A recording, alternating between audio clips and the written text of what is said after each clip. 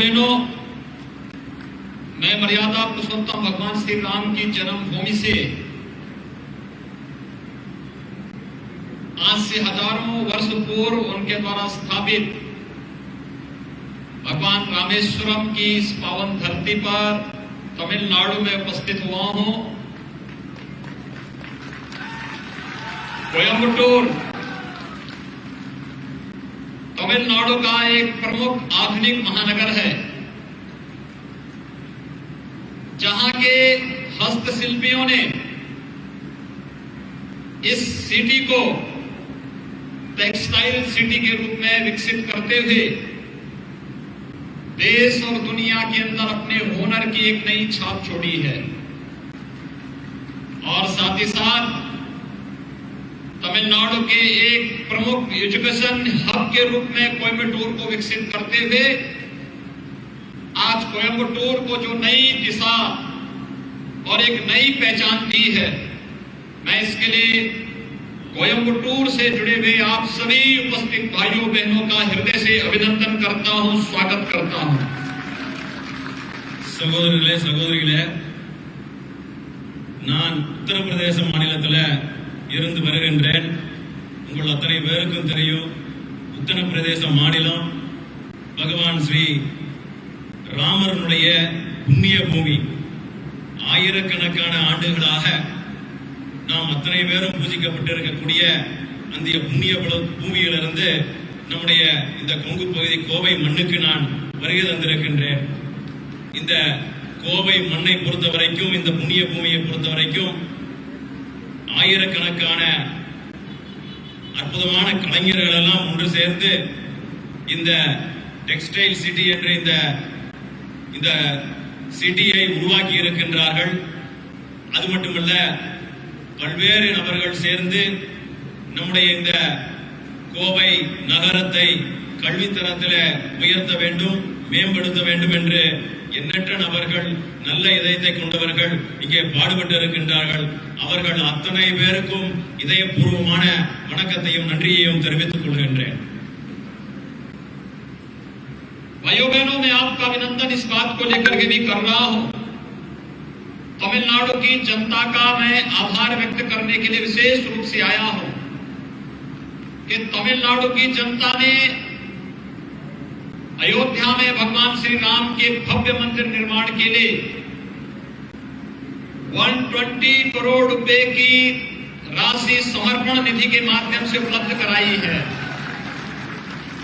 मैं उत्तर प्रदेश और देश के 135 करोड़ जनता की ओर से तमिलनाडु की जनता का, जिन्होंने निधि समर्पण के इस अभियान के साथ जुड़ करके अयोध्या में भगवान राम के भव्य मंदिर निर्माण के लिए अपना सहयोग दिया है, इसके लिए आपका आभार व्यक्त करते हुए हृदय से आपका स्वागत और अभिनंदन करता हूं। நான் இந்த தமிழக புண்ணிய பூமிக்கு வந்திருப்பதற்கு இன்னொரு முக்கிய காரணமாக அதுவும் இருக்கின்றது. ஏனென்று சொன்னால், அங்கே பகவான் ஸ்ரீ ராமனுடைய ஆலயத்தினுடைய நிர்மாணத்திற்காக நம்முடைய தமிழகத்தின் சார்பாக கிட்டத்தட்ட 120 கோடி ரூபாய் இந்த மண் வழங்கி இருக்கின்றது.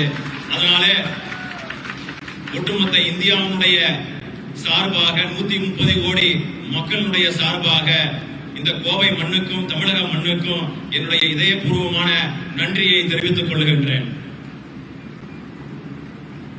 मित्रों, तमिलनाडु को एक नई पहचान दिलाने के लिए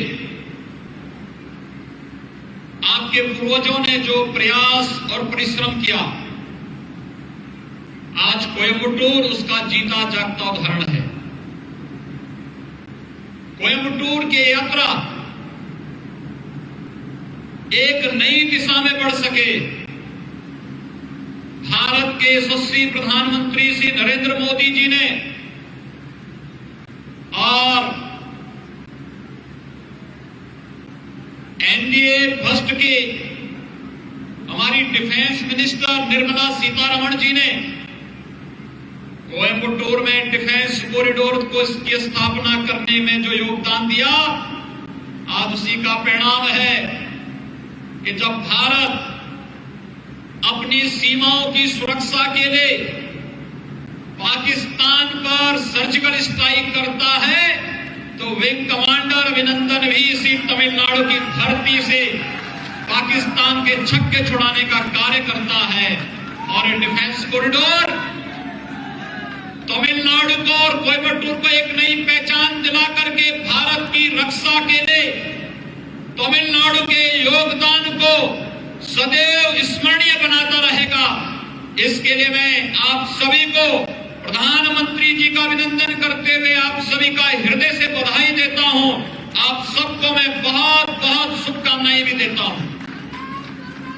சகோதர சகோதரிகளே, உங்கள் அத்தனை பேருக்கும் தமிழகத்தினுடைய இந்த யாத்திரையானது, இந்த மேம்பாட்டானது நம்முடைய நரேந்திர மோடி அவர்களுடைய நல்ல திட்டங்களின் பால் இன்றைக்கு சிறப்பாக சென்று கொண்டிருக்கின்றது. அந்த சிறப்பான அந்த யாத்திரை புதிய கோணத்தில் வடிவற்று இன்றைக்கு கோவை மண்ணுக்கும் வந்து சேரும் என்பதிலே எந்த ஐயமும் இல்லை. அதே போல நம்முடைய தேசிய ஜனநாயக கூட்டணியின் சார்பாக நான் இந்த இடத்திலே ஒன்றை தெரிவித்துக் கொள்கின்றேன். நம்முடைய பாரத பிரதமர் நரேந்திர மோடி அவர்கள் பாதுகாப்புத்துறைக்காக, அதாவது டிஃபென்ஸ் காரிடாருக்காக நம்முடைய கோவை மண்ணை தேர்ந்தெடுத்திருக்கின்றார். அதே போல நம்முடைய தமிழகத்தைச் சேர்ந்த நிர்மலா சீதாராமன் அவர்கள் அதற்கு மிகவும் அரும்பாடுபட்டு இந்த டிஃபென்ஸ் காரிடாரானது இன்றைக்கு நம்முடைய தமிழகத்திலே குறிப்பாக கோவைக்கு கொண்டு வந்திருக்கிறார் என்று சொன்னால் இது அத்தனைக்கும் நம்முடைய இந்த மண் பெருமைப்பட்டுக் கொள்ள வேண்டும். அதே போல இந்த கோவை முன்னேற வேண்டும் என்பதற்காக எண்ணற்ற பல திட்டங்கள் நம்முடைய பாரத பிரதமர் நரேந்திர மோடி அவர்கள் அறிவித்திருக்கின்றார். அதே போல இந்த இடத்துல இந்த வேளையில ஒரு முக்கியமான ஒரு விஷயத்தை நான் பதிவு செய்ய விரும்புகின்றேன். உங்களுக்கு எல்லாம் தெரியும், நம்முடைய ராணுவ வீரர்களை கொன்ற அந்த கயவர்கள் இன்றைக்கு அவர்களை பழிவாங்கும் விதமாக இன்றைக்கு பாலாகோட் என்கின்ற அந்த பாகிஸ்தானிலே உள்ளே புகுந்து நம்முடைய அரசாங்கமானது சர்ஜிக்கல் ஸ்ட்ரைக் அளித்தது. அதை இந்த இடத்துல பதிவு செய்ய விரும்புகின்றேன். அதே போல அந்த சர்ஜிக்கல் ஸ்ட்ரைக்ல ஈடுபட்ட நம்முடைய தமிழகத்தை சார்ந்த விங் கமாண்டர் அபிநந்தன் அவர்களை உயிரோடு இன்றைக்கு மீட்டிருக்கின்றோம் என்று சொன்னால் அது இந்த நரேந்திர மோடி அவர்களுடைய சாதனையாக நாம் எண்ணி பார்க்க வேண்டும். भाइयों बहनों, तमिलनाडु में प्रधानमंत्री मोदी जी की विजन के अनुरूप डिफेंस कॉरिडोर की स्थापना भारत को सुरक्षा क्षेत्र में आत्मनिर्भर बनाने और तमिलनाडु को भारत की रक्षा उत्पादन के एक हब के रूप में स्थापित करने की भी एक बड़ी महत्वाकांक्षी योजना के अंतर्गत एक कार्यक्रम आगे बढ़ रहा है। और मैं विश्वास के साथ कह सकता हूं कि प्रधानमंत्री मोदी जी का ये विजन तमिलनाडु को एक नई पहचान तो दिलाएगा ही, यहां पर नौकरी और रोजगार की व्यापक संभावनाओं को लेकर के भी आगे बढ़ेगा, जिसके माध्यम से भारत की सुरक्षा की आत्मनिर्भरता के साथ साथ स्थानीय स्तर पर नौजवानों को नौकरी और रोजगार की व्यापक संभावनाओं को आगे बढ़ाने में मदद मिलेगी। சகோதரர்களே, இன்றைக்கு நம்முடைய தமிழகத்திற்கு மட்டுமல்ல, இன்றைக்கு கோவையில நான் ஏற்கனவே குறிப்பிட்டது போல டிஃபென்ஸ் காரிடார் ஆனது அமைக்கப்பெற்று இன்றைக்கு அமைந்திருக்கின்றது. அது நம்முடைய சுயசார்பு பாரதத்தை பறைசாற்றுகின்ற வகையில அது அமையும். அதே போல நான் மிக தெளிவாக இங்கே கூறிக்கொள்ள விரும்புகின்றேன். நம்முடைய நரேந்திர மோடி அவர்களுடைய பார்வை அத்தனையும் நம்முடைய தமிழகத்தின் பால் இங்கே திரும்பி இருக்கின்றது. இன்றைக்கு டிஃபென்ஸ் காரிடாரானது இங்கே அமைய பெற்றால் இங்கே தமிழகத்தில் இருக்கக்கூடிய எண்ணற்ற இளைஞர்களுக்கு மிகப்பெரிய அளவில் வேலை வாய்ப்பு பெருகும் என்பதிலே எந்த ஐயமும் இல்லை. भाइयों बहनों, देश के अंदर 5 राज्यों में वर्तमान में इलेक्शन चल रहे हैं।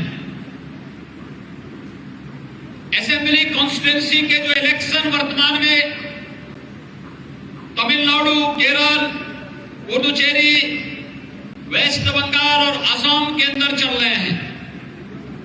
मुझे वेस्ट बंगाल और असम के अंदर कई रैलियों को संबोधित करने का अवसर प्राप्त हुआ। मुझे पिछले दिनों केरल के अंदर भी जाने का अवसर प्राप्त हुआ था।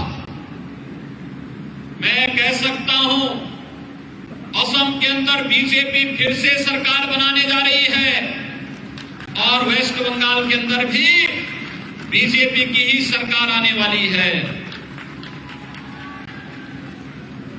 तमिलनाडु के अंदर ये डीएमके और बीजेपी का एक गठबंधन अगर मिलकर के चुनाव जीतता है तो प्रधानमंत्री मोदी जी के विकास के अनुसार सबका साथ, सबका विकास और सबके विश्वास का एक गठबंधन फिर से प्रतीक बनेगा।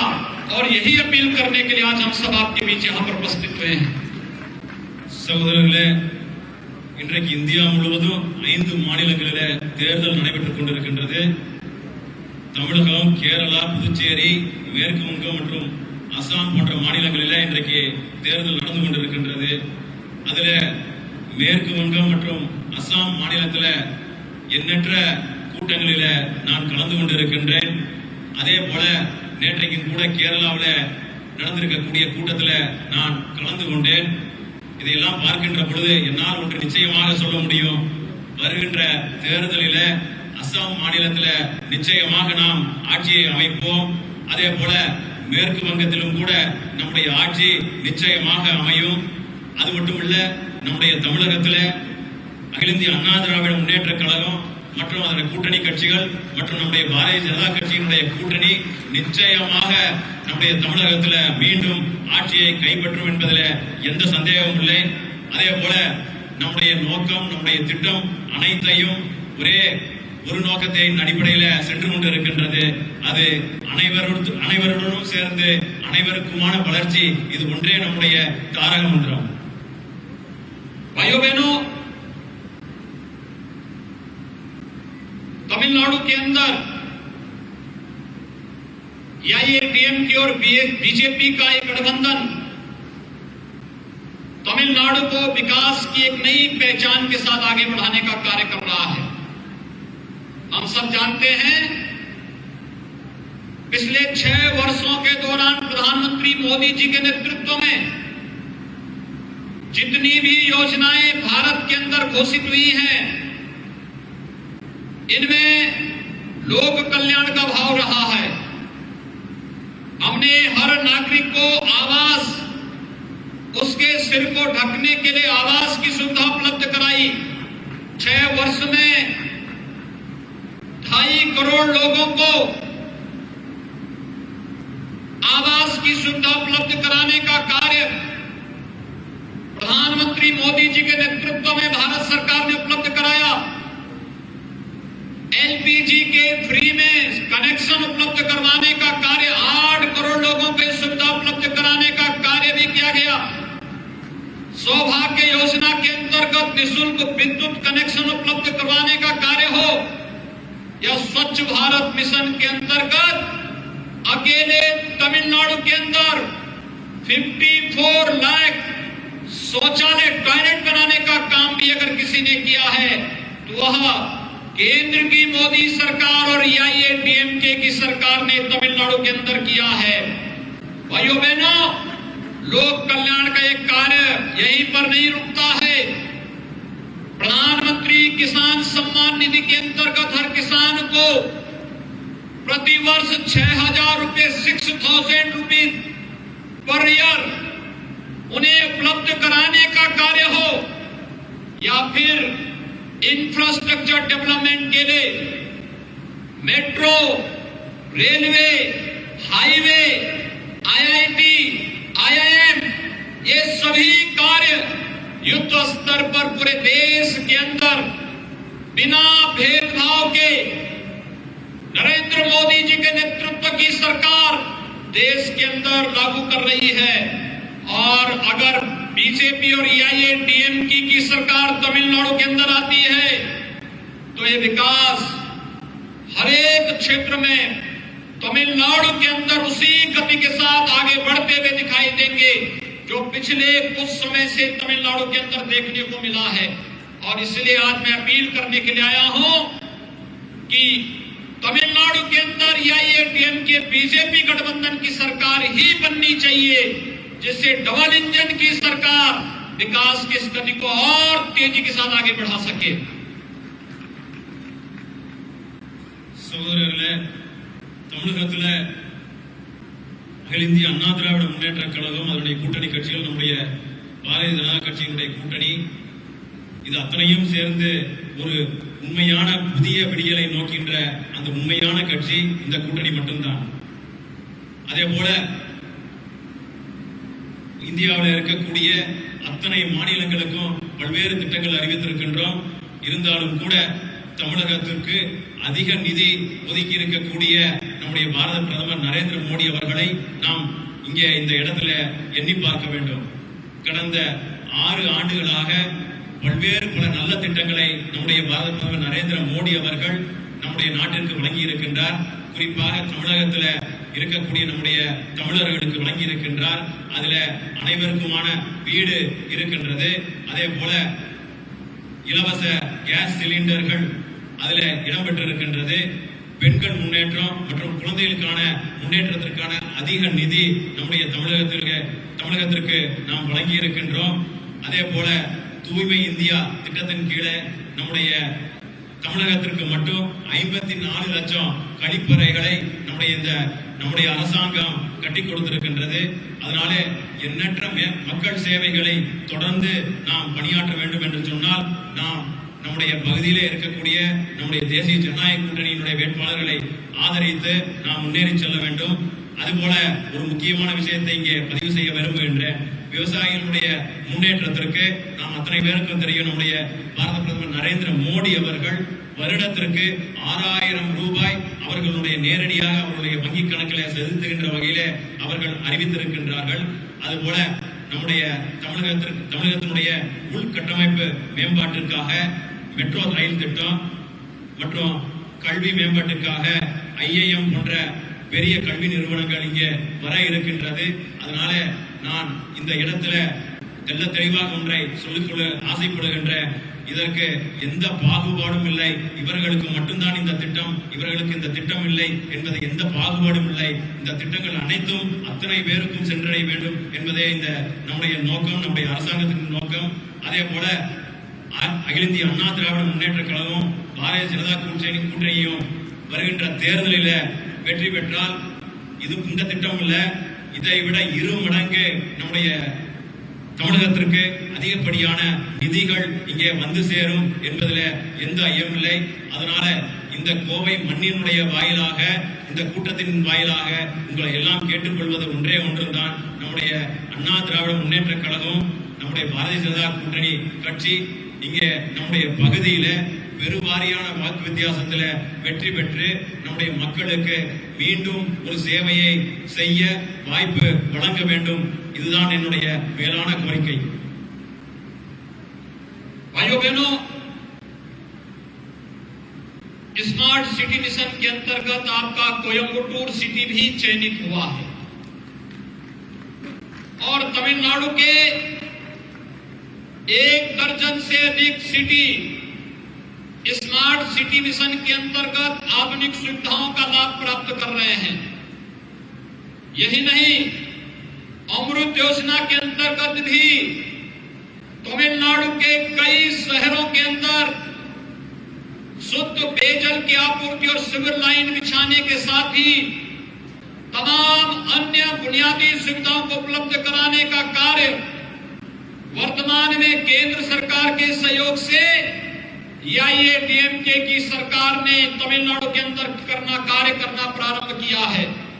हमारा विजन विकास का है, डेवलपमेंट का है। हमारा विजन प्रत्येक नागरिक के जीवन में खुशहाली लाने का है। हमारा विजन नौजवानों के हाथों को काम देने का है और भारतीय जनता पार्टी का विजन नारी की सुरक्षा का है, हर महिला की सुरक्षा का है। और इसी उद्देश्य से आज एक बार फिर से भारतीय जनता पार्टी अपने सहयोगी दलों के साथ इस चुनावी समर में आपके बीच आई है। சகோதரர்களே, தமிழகத்திற்கு ஸ்மார்ட் சிட்டி என்கின்ற திட்டத்தின் மூலம் பல்வேறு நகரங்கள் அதில் பங்கு பெற்று இருக்கின்றது. குறிப்பாக அந்த ஸ்மார்ட் சிட்டி திட்டத்தில் நம்முடைய கோவை மாநகரம் இதுல இடம்பெற்றிருக்கின்றது என்பதை நான் இந்த இடத்துல சுட்டிக்காட்ட விரும்புகின்றேன். அதுல அதே போல தமிழகத்துல நம்முடைய அமிர்த் சிட்டி என்கின்ற அந்த திட்டத்தின் கீழாக பல்வேறு சிட்டிகள் இதுல இடம்பெற்றிருக்கின்றது, நகரங்கள் இடம்பெற்றிருக்கின்றது. அதிலேயும் கூட நம்முடைய கோவை மாநகரம் இடம்பெற்றிருக்கின்றது. அதனால நம்முடைய அரசாங்கமானது அதிகமான முக்கியத்துவம் நம்முடைய கோவை மண்ணுக்கு கொடுத்து கொண்டிருக்கின்றார்கள் என்பது இந்த எந்த மாற்றமும் கிடையாது. அதே போல அகில இந்திய அண்ணா திராவிட முன்னேற்ற கழகம், பாரதிய ஜனதா கட்சியினுடைய கூட்டணி கட்சிகளும் வெற்றி பெற்று இங்கே வருகின்றது என்று சொன்னால் நம்முடைய மக்களுக்கு இன்னும் பல நல்ல திட்டங்கள் நாம் கொண்டு வருவோம்.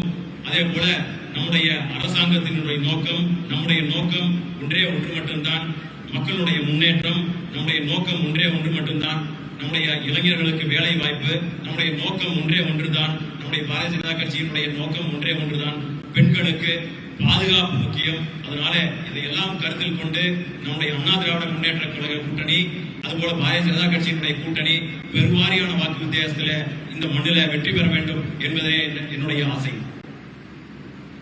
भाइयों बहनों, तमिलनाडु की परंपरा मातृशक्ति को सम्मान देने की अद्भुत परंपरा रही है। हम सब जब कन्याकुमारी में जाते हैं तो कन्याकुमारी में मातृशक्ति के प्रति सम्मान का अद्भुत भाव व्यक्त करते हुए आते हैं। भारतीय जनता पार्टी और एआईएडीएमके की सरकार आने पर मातृशक्ति के सम्मान की रक्षा की अपनी प्रतिबद्धता को दोहराने के लिए आज हम सब आपके बीच में यहां पर आए हैं।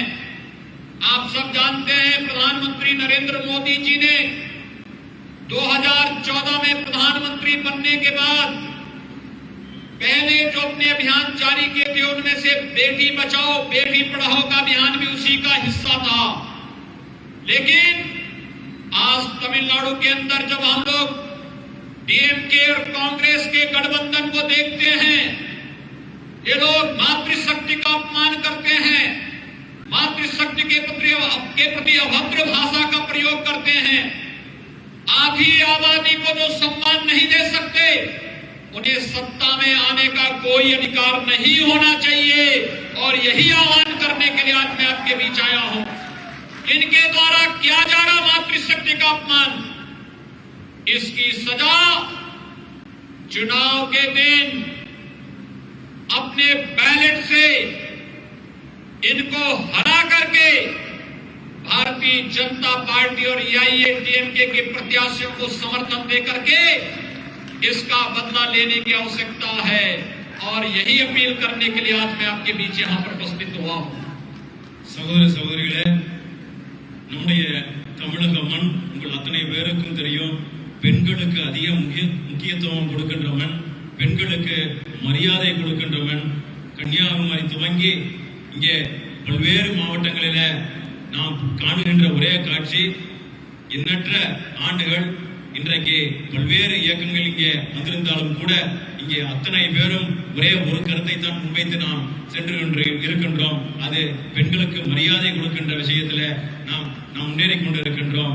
அதே போல இன்றைக்கு அண்ணா திராவிட முன்னேற்ற கழகம், பாரதிய ஜனதா கட்சி கூட்டணி மட்டும்தான் இன்றைக்கு அந்த விஷயத்தை முன்னெடுத்து நாம் கொண்டு செல்ல முடியும். அதே போல பெண் குழந்தைகளை காக்கின்ற விஷயத்திலும் கூட நாம் நம்முடைய அரசாங்கம் மட்டுமே அதை சாதித்து காண்பிக்க முடியும். அதே போல மகளிருக்கான முன்னேற்றத்தை பொறுத்த வரைக்கும் அதிமுகவுடைய கூட்டணியும் நம்முடைய பாரதிய ஜனதா கட்சி கூட்டணி மட்டும்தான் அதை கொடுக்க முடியும். இந்த மண்ணிலே இருந்து நாம் ஒரே ஒரு கருத்தை தெல்ல தெளிவாக சொல்லிக்கொள்ள விரும்புகின்றேன். திராவிட முன்னேற்ற கழகம் காங்கிரஸ் கட்சியினுடைய கூட்டணி தப்பி தவறி இன்றைக்கு ஆட்சிக்கு வந்துவிட்டால் அத்தனை திட்டங்களும் பாழாகிவிடும். பெண்களுக்கான அந்த பாதுகாப்பானது நிச்சயமாக கேலிக்கூத்தாகிவிடும். இவர்கள் பெண்களுக்கு எதிரான நபர்கள்.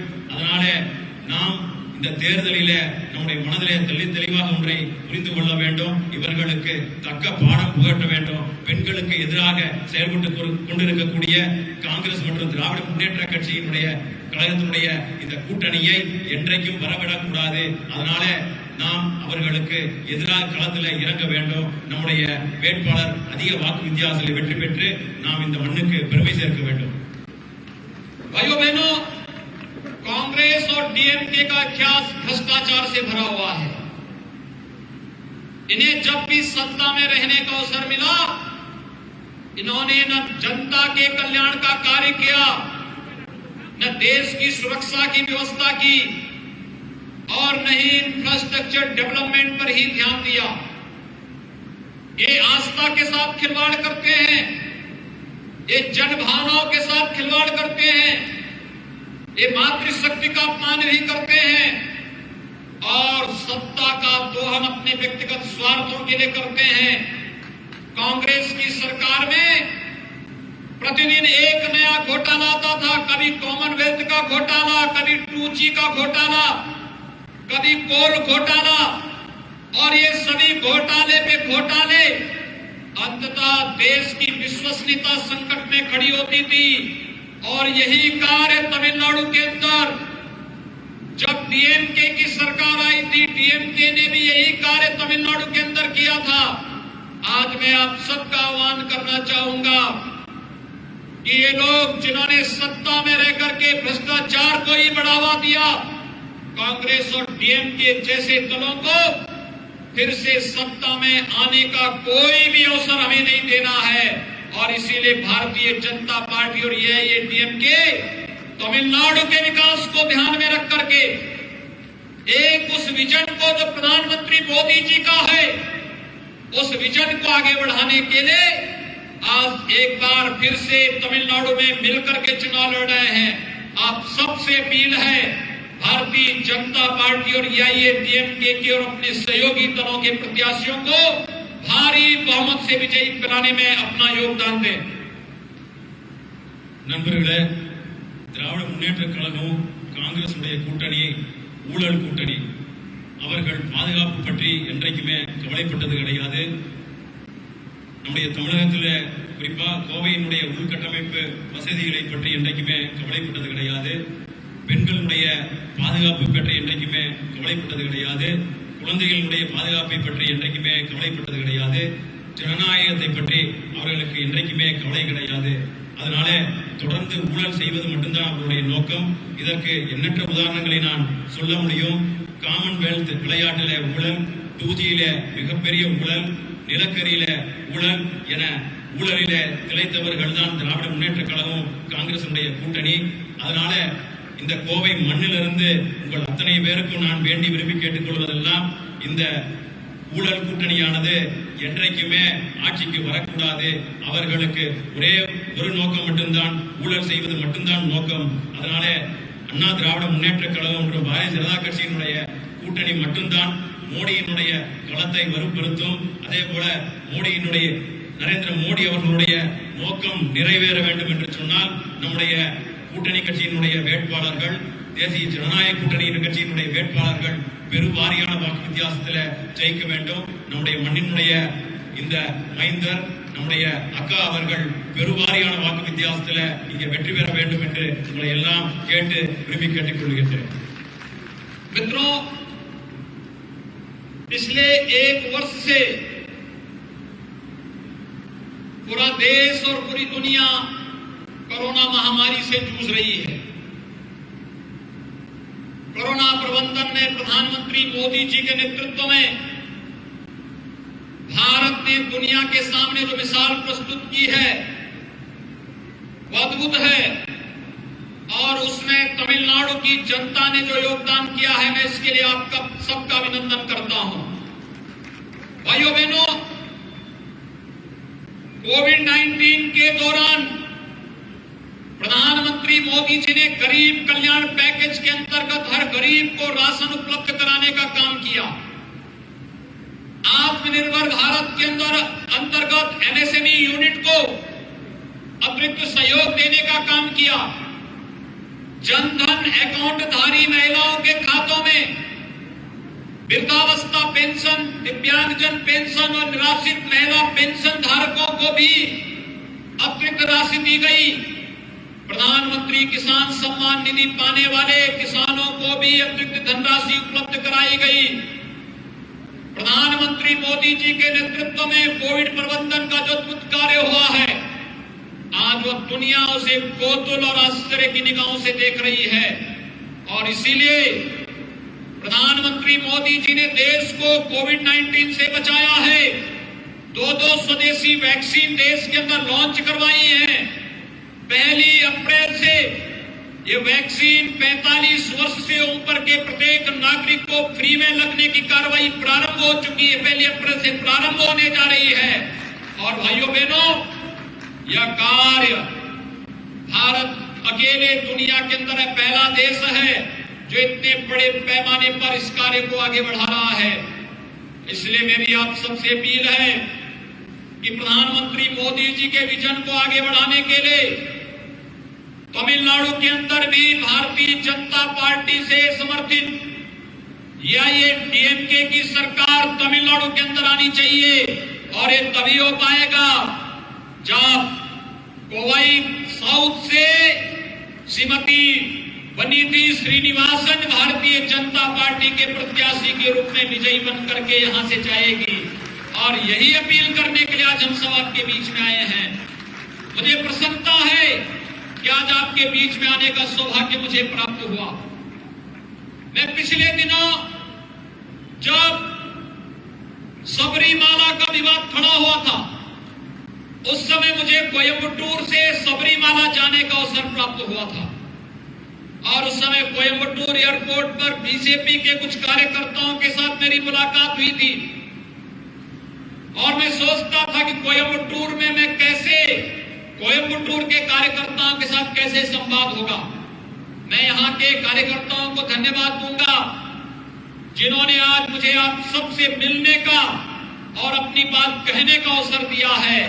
मैं आप सबका हृदय से अभिनंदन करता हूं कि आपने तमिलनाडु के अंदर कोयम्बटूर को एक नई पहचान दिलाई है।